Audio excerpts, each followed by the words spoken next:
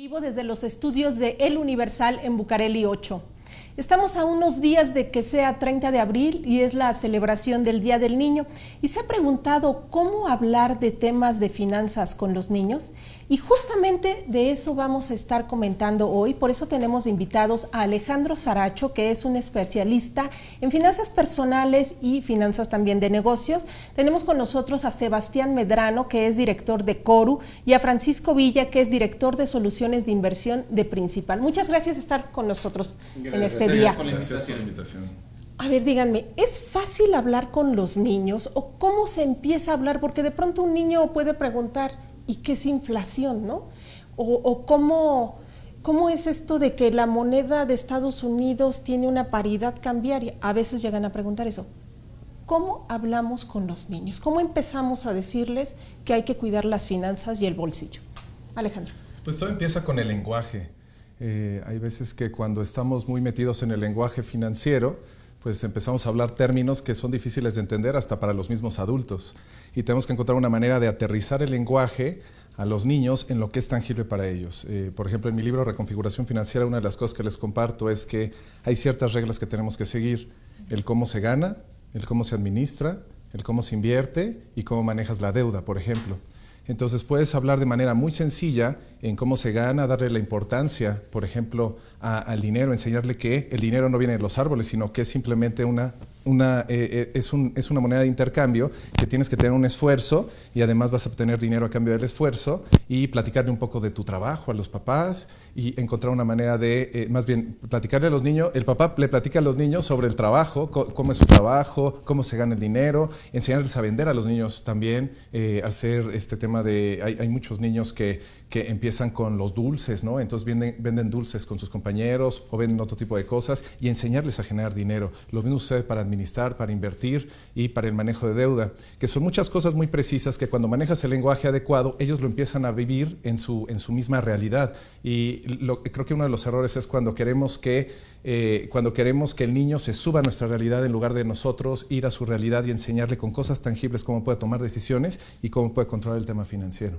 Okay. Sebastián Medrano, ¿habría otra clave aparte de bajar un poquito el nivel, los temas o los conceptos que estamos manejando para hablar con los niños de esto? Sí, por cierto, estoy 100% de acuerdo en lo que estás diciendo. Creo que otra parte importante es dar ejemplo, o sea, ser uno y entender cuáles son las implicaciones de estar ahorrando o estar vinculados en el sector financiero. Y la otra, que entiendan cuáles son las metas de mediano plazo. O sea, a ellos les va a dar gratificación ir comprar un dulce, pero realmente, ¿y qué tal si en 3 meses te puedes comprar la máquina de dulce? Igual puede ser una buena manera darles sistemas de incentivos para el ahorro a mediano plazo. Oye, si ahorras en el siguiente año 100 pesos, yo te doy 20 pesos más para que te puedas estar comprando cualquier otra cosa que quieras. Creo que eso es muy importante, y también entender el mediano plazo qué significa ahorrar. Entonces te doy un ejemplo muy por encima. Tenemos 2 personas. Alguien empieza a ahorrar a los 15 años, alguien empieza a ahorrar a los 30 años. 1,000 pesos al mes, y lo invierten a una tasa de interés de 7% libre de riesgos, que es lo que están los CETES ahorita.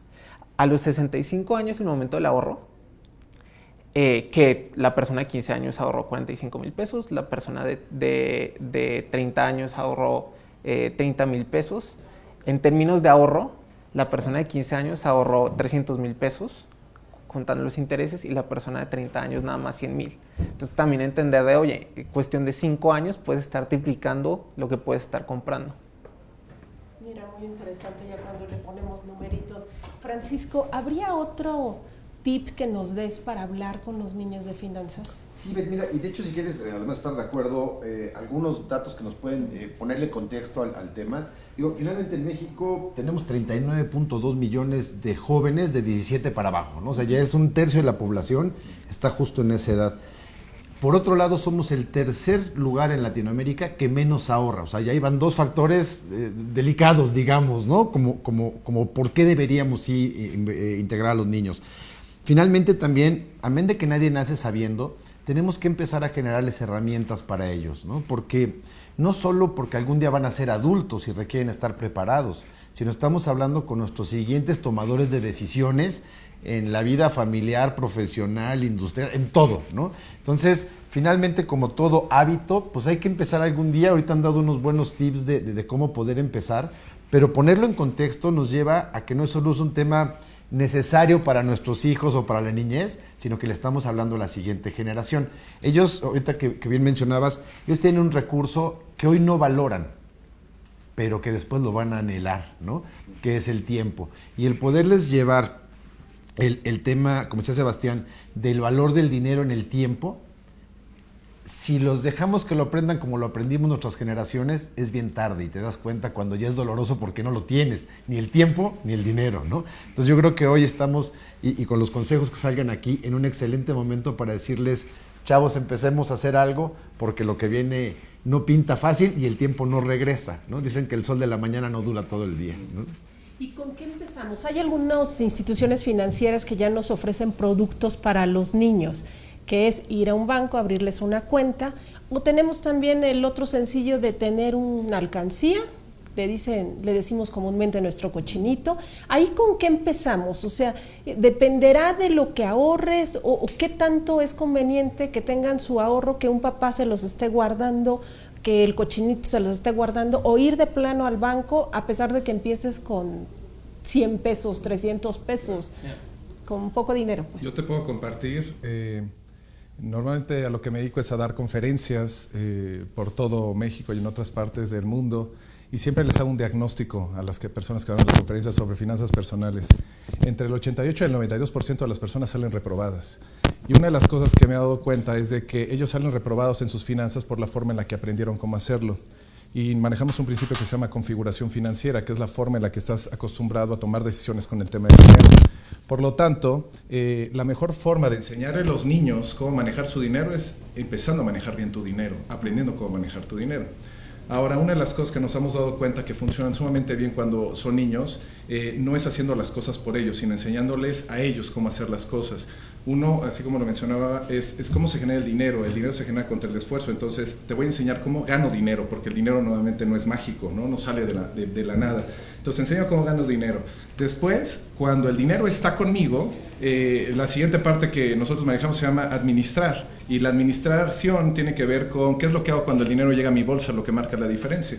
Entonces, me he dado cuenta que son sumamente exitosos los dueños de negocio que aprenden con nosotros para la forma en la que les enseñan a manejar el dinero. Entonces, llega el dinero, les enseñan dónde ubicarlo, algunos lo hacen en alcancías, y lo ubican en alcancías, pero le enseñan a tomar decisiones, porque a veces los niños son como barriles sin fondo, y cuando tú le enseñas a tomar decisiones y le dices, bueno, ¿qué es lo que quieres comprar? ¿Cuánto es lo que tienes ahí? Toma la decisión tú. Nos hemos dado cuenta que los niños empiezan a tomar la decisión.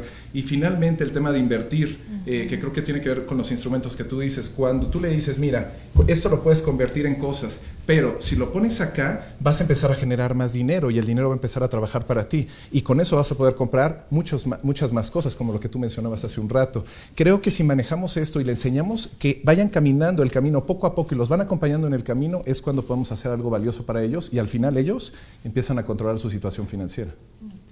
Sebastián, Francisco, hay momentos en que las familias llegan a tiempos de crisis económica y eso a todos yo creo que en algún momento les ha pasado. ¿Qué hacer? ¿Cómo hablarle a los niños de que estamos en un momento de crisis económica, que no se puede gastar y que hay que saber administrar bien el dinero? ¿Ahí cómo le hacemos? Porque hay familias que deciden mejor no hablarles de la crisis económica y otras que dicen sí les hablamos y todos le entramos como familia. ¿Cuál es la recomendación? Mi recomendación está muy alineada a lo que estaba diciendo Alejandro. Si tú les enseñas desde el principio cuál es el valor del dinero y que el dinero está escaseando en este momento, es muy fácil explicarles en qué momento estás y para qué fue lo que estuvieron ahorrando. Al final del día es dar ejemplo, ser uno el que está dando ejemplo y decirle a los niños que ya deberían estar concientizados. Si uno hace un buen ejercicio, es un buen momento, y para eso hicieron todo este ejercicio y todo este desarrollo de guardar el dinero de cada uno. Nosotros trabajamos con nuestros clientes con unos consejos. O sea, finalmente cuando nosotros nos acercamos a nuestros clientes, si bien hoy soy adultos, la verdad es que el número, por ejemplo, de millennials viene creciendo mucho, ¿no? Entonces, hoy ya podría ser la mitad en cuanto a número de clientes, no así en cuanto a los activos acumulados, porque, bueno, apenas están acumulando, pero lo vemos como una integración familiar. Entonces, nosotros le damos como principal a nuestros clientes 4 consejos muy rápidos, ¿no? De cómo ir llevando hacia adelante a los chavos, a los niños. Y lo primero es enseñarles, como bien comentaba ahorita Alejandro, de dónde viene el dinero. Hay un esfuerzo atrás de ello, no es un recurso infinito. A mí me llegó a pasar que alguno de mis hijos me dijera, vamos a la maquinita que te regala dinero, ¿no? No me lo regala, mijo, pero es importante que lo sepan y también es importante que lo vayan aprendiendo de una forma juguetona, porque en cuanto nos metamos a tecnicismos o cosas tediosas, como comentaban, el niño se va a perder y va a decir, adiós, gracias, bye, ¿no? Entonces, funciona muy bien si el niño tiene alguna responsabilidad dentro de la casa que podría estar ligada a la escuela, a labores, a lo que sea, que haya una recompensa, ¿no? Otro punto que nosotros vemos fundamental es cómo nos organizamos en casa. Que el niño participe también de algunas pláticas con los padres, en donde escuche que a veces se tiene y a veces no se tiene, y cuando se tiene, ¿qué vamos a hacer con él? Algunas familias, y lo recomendamos ampliamente, hacen sus presupuestos familiares. Que también el hijo participe o hagamos el suyo con él. Inclusive nosotros llegamos a recomendar que pongan una cartulina o un tablero en donde diga, este es mi objetivo, yo quiero llegar a tal juguete o a tal premio. Pues mira, si vas ganando con tu esfuerzo esto, mira cómo vas avanzando. Hemos visto que tiene un efecto sumamente motivante hacia los niños. Esto aunado a que le vayas abriendo su cuenta y el niño empieza a ver que puede lograr. Por supuesto, su primera decisión va a pasar por el corto plazo o el largo plazo. Es decir, ¿me compro el dulce ahorita o me espero para mi juguete? Pero para eso faltan mes y medio, ¿no? Entonces, irlo guiando ayuda muchísimo. El tercer punto, muy rápido, es hablemos de metas y objetivos con ellos también, ¿no? El tiempo que decíamos hace ratito y el plazo con el que se pueden enfrentar tiene que ver también con el nivel de reconocimiento, ¿no? Es decir, oye, mira, yo ahorré tanto, me costó trabajo, no me comí esos dulces, no hice tal cosa, pero ya llegué a tal cosa. Y si se los vamos demostrando, ellos empiezan a involucrarse. En casa tengo 3 hijos, de los cuales uno es 0 ahorrador, medio ahorrador, muy ahorrador. Y los eduqué igual, ¿no? Pero bueno, las bases tienen mucho que ver con el incentivo que van teniendo hasta que le convence el punto. Y una última punto que también recomendamos con frecuencia a nuestros clientes es, hay instituciones o hay lugares que facilitan mucho estas enseñanzas. Conducef, por ejemplo, tiene un apartado para niños, donde tiene hasta temas didácticos y demás.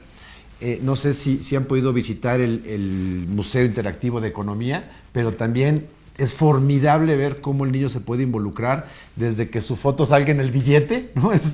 Hasta entender un poco cómo funciona el tema de la moneda, qué es a cambio y qué no es a cambio. Pero en todo momento y en tanto logramos que sea un hábito, yo creo que tenemos que hacérselo muy amigable, como comentaban también mis compañeros. De otra manera, si lejos de hacerlo amigable lo hacemos tedioso, no vamos a crear un hábito, vamos a crear un rechazo. Más adelante nosotros le podemos abrir, inclusive a hijos de nuestros clientes, como una especie de cotitularidad, o existen muchas instituciones que van haciéndolo. Por ejemplo, nada menos el tema de ahorrar para el retiro, que a un niño te va a decir, oye, tú no empiezo a trabajar y ya quieres que ahorre para el retiro. Ellos ya ven hoy el retiro, porque ven que su abuelito ya no pudo mantenerse en sus casas y bueno, pues tiene que vivir con nosotros. Ven que los tíos pues tienen que cooperar porque al otro tío no tuvo una pensión. Entonces, parece temas que son tan alejados de los niños y cuando uno se los explica, es sensacional cuando de ellos viene la respuesta de, mira, como mi tío fulano, mira, como mi abuelito, y en verdad se involucran mucho más rápido de lo que uno cree. El tema es hacer la empatía en su lenguaje, ¿no? ¿Y cómo se les enseña a restringir gastos, Alejandro? Pues yo creo que todo es un juego. O sea, a los niños se les enseña con juegos, a los adultos también se les enseña con juegos. Y a mí me gusta ponerles retos y ponerles juegos. Por ejemplo, en el tema de la crisis o de la restricción, un juego podría ser, ve con él al súper y que él sepa cuál es el presupuesto del súper y su juego va a ser encontrar un mejor precio por cada una de las cosas que compramos. Entonces ellos participan y tienen un reto y cuando tienen el reto pues van a buscar ganar el reto y entonces todos ganamos y pues todos ganamos también en el bolsillo, no en la familia. En lo que tiene que ver para ganar, pues entre más apoyas a cierta actividad vas a tener mayor recompensa. En la parte de invertir, a mí una de las cosas que nos ha funcionado es el juego también. La mayoría de las veces los llevamos a CETES porque pues creo que es muy fácil hacerlo en CETES y pues sigue siendo una de las formas más seguras de poner tu dinero y es un juego de en cuánto tiempo vamos a llegar a esta cantidad. Entonces los niños se mueven en el juego. O sea, ahorita el gamification es una de las cosas que más mueve los comportamientos en las nuevas generaciones. Me ha pasado, por ejemplo, con los millennials. que los millennials pues es la generación que en pocos años va a ser la que va a ser la más grande, no solamente en nuestro país, sino en el planeta. Y son los más endeudados en estos momentos. Es impresionante lo que están endeudados. Y una de las cosas, porque nosotros nos dedicamos a algo que se llama libertad financiera, que es cómo te puedes prejubilar en 3 años o menos en lugar de esperarte a los 60 años. Y les digo, es que cuando hablamos del tema de jubilación no tienes que esperarte hasta los 65 años. Tú puedes aprender a manejar tu dinero y en menos tiempo vas a poder vivir esa libertad que estás buscando. Y en ese momento anclamos muy bien. Empiezan a manejar el dinero, saben que tienen que ejecutar ciertas cosas y es extraordinario su resultado. A ver, por cierto, complementando lo que dices, porque estoy súper de acuerdo, todas las aplicaciones tecnológicas, tanto de los bancos en México como en el extranjero, están enfocados en esa gamificación. De hecho, casi cualquier red social o plataforma digital tiene ese esquema de gamificación. Entonces no es únicamente para los niños. O sea, todo el mercado tecnológico va hacia allá. O sea, yo soy un poco apasionado por la tecnología, entonces me encanta hablar de eso. Y es lo que haces tú también. Es lo que hago yo también. Sí. A ver, ahorita decías algo. Los millennials ya son las generación más endeudada que tenemos. Esto significa que algo pasó de chicos. ¿Qué fue? ¿No les enseñaron a ahorrar? ¿O le pedían a su papá, dame 20 pesitos más para que me alcance? Y el papá sí se lo daba. ¿Cuál fue el error ahí? Yo les comparto que desde mi perspectiva y lo que he podido monitorear a lo largo de varios años ha sido el acceso a las redes sociales. Entonces, cuando a mí no me tocó al inicio el acceso a las redes sociales, fue avanzando todo esto y el estar en contacto con las redes sociales y lo que significan las redes sociales para los millennials tiene que ver con vivir experiencias, con estar siendo una persona prácticamente perfecta, ¿no? Y ve mis fotos y ve este tipo de cosas. Entonces, el tener acceso a todos los lugares donde nosotros no teníamos acceso cuando éramos mucho más jóvenes, hace que quieran vivirlo. Y yo me he dado cuenta que la mayor cantidad de deuda lo han tenido por comprar cosas, para mostrar cosas o por irse de viaje para vivir experiencias y mostrar fotos de esas experiencias. Ese tipo de acceso no lo teníamos antes y eso pues es una bola de nieve que se va generando y después los va a aplastar. Perdón. Sí, no, totalmente de acuerdo. De hecho, un dato que da miedo, ¿no? Es que hoy el 47% más o menos de los millennials no ahorran o invierten porque les comen las deudas. Y justo es por lograr un nivel de vida que no necesariamente es el que tendrían o al momento en que lo quisieran tener. Y hay otro dato que es también para sacudirse. Como ustedes saben, a partir del 97 cambia la ley para retiro. Y bueno, las personas que estábamos cotizando desde antes que eso, pues tenemos ya un beneficio definido que está en la ley y sabemos con cuánto. Las nuevas generaciones se pensionarán estrictamente con el saldo que tengan en su Afore, más su ahorro voluntario, que también no están avanzando mucho en el tema de ahorro voluntario y hay que fomentarlo. Pero en cuanto entiendan que su pensión va a estar entre el 28 y 30% de su último salario, les va a dar escalofrío, ¿no? O sea, ellos van a llegar al retiro diciendo, mira, ya trabajé tantos años, es mi mejor momento a disfrutar de mi dinero. Y su dinero va a ser el 28 o 30% en el mejor de los casos de lo que tenían como último salario. Entonces, también hay que decirles a los niños cómo hacerlo, pero al joven es aplícate. O sea, yo entiendo que las tentaciones hoy son mucho mayores que los medios no te ayudan, las redes, el celular de moda, la ropa, todo esto son muchas tentaciones, pero es como las dietas más o menos, ¿no? ¿Qué pasa por qué voy a sacrificar un consumo presente por algo futuro? Aquí es lo mismo, si no empiezan a ahorrar, cuando ya no tengan esa vitalidad, es cuando más van a requerir el dinero y no lo van a tener. Entonces, empezar a trabajar desde ahora en el ahorro sería fundamental. A ver, Sebastián, por tu edad, ¿cómo concientizas tú a una persona? Porque los niños desde primaria ya tienen celulares, que no deben de tener el mejor celular, porque ahí empieza el endeudamiento, ¿no? Los millennials quieren tener el celular de última generación y no tienen, y entonces se endeudan y ya empieza un problema. Ok, antes de eso quisiera empezar con un tema sociocultural, que también, o sea, tampoco es, únicamente no es el incentivo de estar consiguiendo más cosas, sino ha cambiado coyunturalmente básicamente el país o el mundo para la obtención de bienes. Entonces les doy un ejemplo, los bienes inmuebles es casi el único bien que ha estado aumentando año contra año en plusvalía en los últimos 20 años. Entonces hoy para un millennial pagar un departamento o una casa es casi imposible, hay cientos de estudios al respecto. No tienen incentivos como en las generaciones anteriores de voy a ahorrar, voy a comprar una casa porque no lo van a poder hacer. Y eso sumado con una mayor interacción por medios digitales hace que se terminen generando el no ahorro. Y con las redes digitales hay un término en inglés que se llama FOMO, que es miedo a no estar en ese nivel, que es lo que tú dices, tengo que tener el mejor celular porque mis amigos tienen el mejor celular. Entonces, la recomendación es primero el papá, concientízalos de, tú sé el ejemplo, que entiendan en qué situación están y hasta dónde pueden llegar, qué sentido tiene que cada uno esté ahorrando y qué puede significar el futuro, y básicamente qué se viene en los siguientes años. Entonces, te doy un ejemplo. Solamente 17 millones de mexicanos tienen una tarjeta de crédito, ¿va? ¿Por qué no tienen? Porque los criterios de aprobación de los bancos son muy restringidos. Únicamente le dan tarjeta de crédito a las personas que tienen tarjetas de crédito. Si tú no tomas tu dinero, lo metes en cuentas de ahorro, generas historial crediticio, nunca te lo van a dar y vas a estar aislado de poder conseguir cualquier tipo de producto financiero o poder escalar tus activos en el mediano o largo plazo. Ese es el tipo de, y esas no son decisiones ni siquiera tan de largo plazo, es de, oye, a los 18 que quieres tener una tarjeta de crédito, pues empieza a ahorrar, vincúlate al sector financiero. A ver, tenemos una pregunta, dice Luis Hernández Lomelí, que él piensa que primero debiéramos de decir en qué segmento de niños se refiere, porque si hablan de los papás que tienen mucho dinero, está bien hablar de finanzas, pero que si hablan de la población en general que no tiene dinero, ¿cómo se les educa o cómo se quiere educarlos si no tienen dinero? ¿Cómo ven? Entonces, yo pienso que desde la parte básica, es que la parte básica del dinero es, tengo que mostrarte cuáles son los billetes, cuáles son las denominaciones, cuáles son las monedas, cuántas monedas equivalen a un billete de 100 pesos, un billete de 200 pesos, para que puedan ver la parte tangible. Y eso lo puedes hacer en cualquier nivel socioeconómico. Lo segundo es este billete que compra. O esta moneda de 10 pesos te compra unas papas, ¿no? Luego esta moneda o este billete de 50 pesos, ¿qué es lo que compra? Para que vean el intercambio que hay. Y eso lo puedes hacer a cualquier nivel. Y después de eso empezarle a enseñar reglas básicas. Todos tienen que ganar dinero y todos tienen que aprender cómo se gana dinero, porque si no tenemos el tema de la máquina mágica, ¿no? Que genera dinero. Todo el mundo tiene que saber qué hace con el dinero cuando llega con él, y todo el mundo tiene que saber que hay dos formas de tomar decisiones. Uno es, o me gasto todo lo que tengo, o lo multiplico para después tener algo más adelante, y no tienes que tener mucho dinero. Sé que son 100 pesos, son 100 pesos. Entonces, si no tienen 100 pesos para invertir, yo pienso que es simplemente falta de desconocimiento.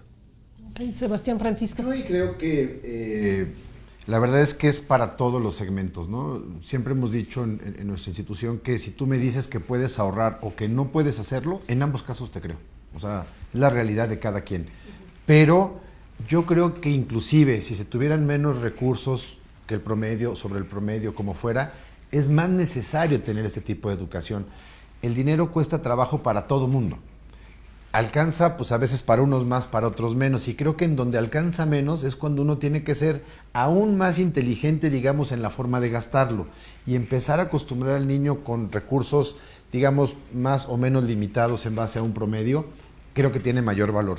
Nosotros lo que sugerimos normalmente a nuestros clientes y prospectos es, ¿por qué no inviertes la fórmula? Normalmente tú agarras tus ingresos, los que sean, restas tus gastos y lo que te queda después de esa resta es lo que ahorras.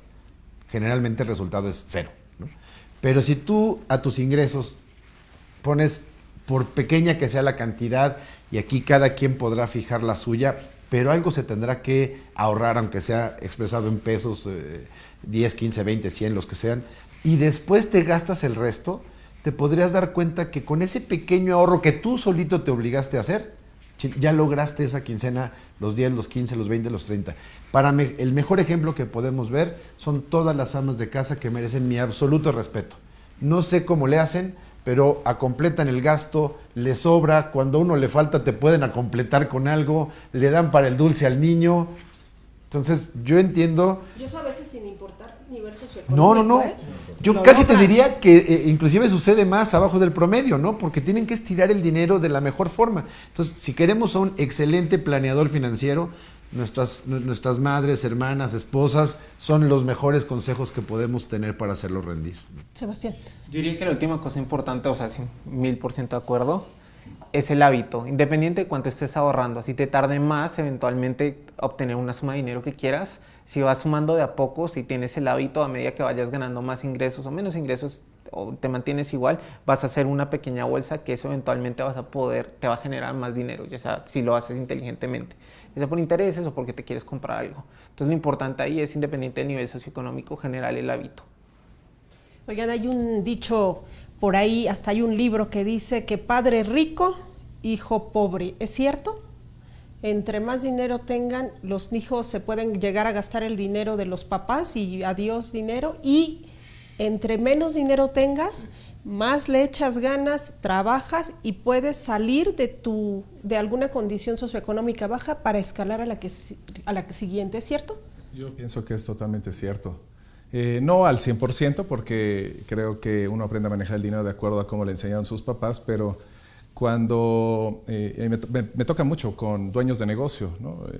¿Qué es lo que sucede? Pues ellos empiezan en una situación económica, empiezan a esforzarse, generan riqueza a través de ello, pero los hijos, la segunda generación, y normalmente la tercera generación es la que destroza los negocios, pero la segunda generación no ha tenido la experiencia de cómo se generó este resultado, solamente está gastando lo que generó ya el resultado de las empresas y de los negocios, lo cual, al no tener esa conciencia, pues lo que viven es más el estilo de vida y viven a través de esos resultados.